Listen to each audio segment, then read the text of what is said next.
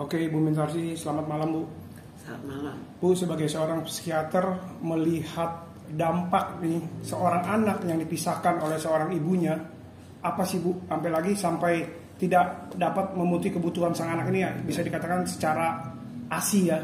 Jadi di sini ada dampak pada umumnya dan ada perkecualian. Jadi kalau sebelumnya dikatakan bahwa oleh suaminya bahwa istrinya itu mabok-mabokan, ternyata dia bisa tampil dengan baik. Jadi pertama dibuktikan, karena jika itu tidak ada atau tidak parah, maka jelas pertama suaminya berbohong. Kedua, bahwa dipisah ASI-nya itu ada dua dampak. Dampak fisik dan dampak psikologis. Karena selama memberikan ASI itu kan anaknya diberikan suatu penghangatan, anaknya diberikan kasih sayang. Seringkali pada saat itu ibunya juga menyayangi. Jadi akhirnya akan kehilangan kasih sayang dan ada kehilangan kebutuhan fisik. Ya, untuk seorang ibu pun juga pasti akan psikologisnya terganggu nggak? Apalagi anak ini dijauhkan dari seorang ibu, buat seorang ibunya. Jika ibu itu normal, maka itu betul-betul mengganggu. Karena itu cara yang dilakukan oleh suaminya kemungkinan adalah menjatuhkan istrinya seolah-olah istrinya mabok. Itu jadi jika betul mabok habis-habisan, maka memang tidak bisa mengasuh anaknya. Tapi kok kita lihat penampilan ibunya, kan tidak kelihatan bahwa dia betul-betul seorang pemabok. Berarti bisa dikatakan mereka itu harus didudukkan secara bersama ya Bu, untuk mengetahui pembuktian semua itu. Sebetulnya bukan dudukan bersama, tapi kita lihat segala sesuatu dari kedua belah pihak. Bapaknya bilang apa, ibunya bilang apa. Kalau kita hanya melihat dari satu pihak, apalagi kebetulan yang ditanya itu seorang pembohong, maka pasti kita akan benarkan pembohong itu. Kalau kita tidak menanyakan pihak yang perempuan karena pihak ibunya. Karena itu dalam setiap hubungannya dengan suami istri, kita perlu pendapat dari kedua belah pihak, atau paling sedikit kenyataan dari kedua pihak.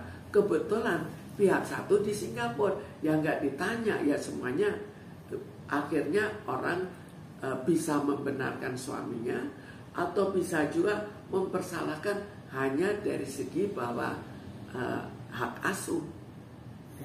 Bu, untuk seorang ibu sebagai seorang psikiater melihat permasalahan ini, mungkin bisa dikatakan langkah-langkah apa sih Bu yang bagus dan yang benar untuk supaya anak ini lebih bisa mendapatkan rasa kasih sayang seorang ibu?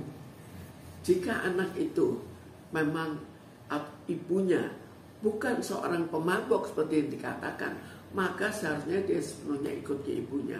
Karena apa? Dia masih kecil kan. Jadi apalagi masih menyusui, itu kan perlu ASI dari ibunya, bukan dari bapaknya atau digantikan dengan susu formula. Walaupun bisa itu untuk suatu kehidupan, tapi yang terbaik adalah susu ASI. Maka berikan yang terbaik pada anak itu. Dan keduanya membutuhkan kasih sayang. Maka ibu biasa cara normal, ibu itu yang bisa memberikan kasih sayang yang lebih daripada bapaknya. Bu, kalau melihat nih dengan permasalahan ini, artinya ada dampak psikologis nggak sih yang nantinya akan muncul terhadap anak gitu dengan adanya kejadian seperti ini? Bu melihatnya seperti itu nggak Bu?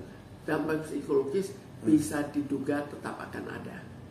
Karena apa? Jadi di sini kita lihat antara suami dan istri atau bapak dan ibunya. Itu kalau bapaknya jelas sudah dicurigai membuat anak itu bermusuhan dengan ibunya. Itu kurang baik itu. Itu efeknya negatif. Karena apa? Anak itu biasa cinta ke bapaknya, cinta ke ibunya. Jadi kalau sampai dibuat bentrok, maka jiwanya juga bentrok. Dan itu efeknya negatif.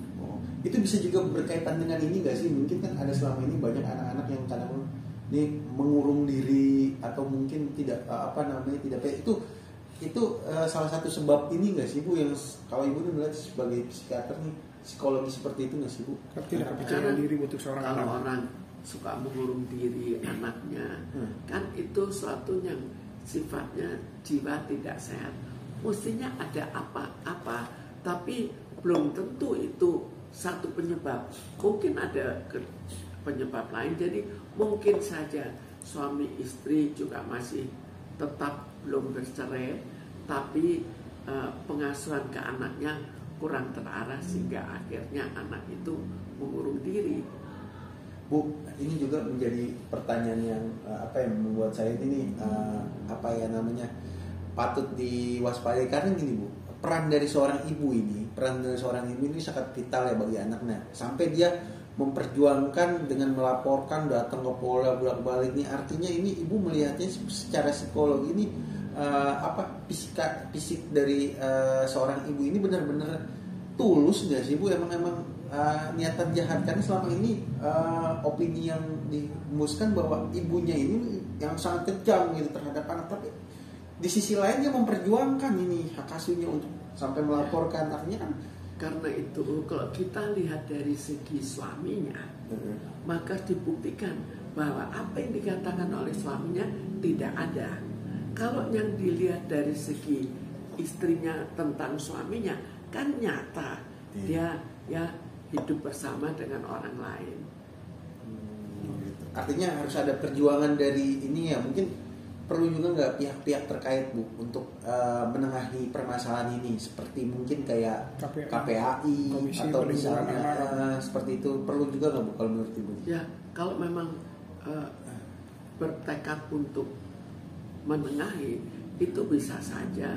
Tapi sekarang kita lihat lagi, pertama kan kalau begitu hukumnya membuktikan juga, kecuali kalau hukumnya dipermainkan, orang minum alkohol dianggap mabuk misalnya. Tapi kalau terbukti waduh di persidangan juga sering mabuk, ya itu kita nilai lebih lanjut. Mabuk itu membuat tidak bisa mengasuh, atau ya hanya mabuk sekali-sekali walaupun negatif, tapi tidak sampai tidak bisa mengasuh. Karena ini semuanya relatif dan harus diikuti. Misalnya dari tetangganya, itu kan bisa dia ada saksi yang melihat bahwa tiap malam mabok. Nah itu soal lain. Tapi ini kan belum kelihatan sampai saat ini.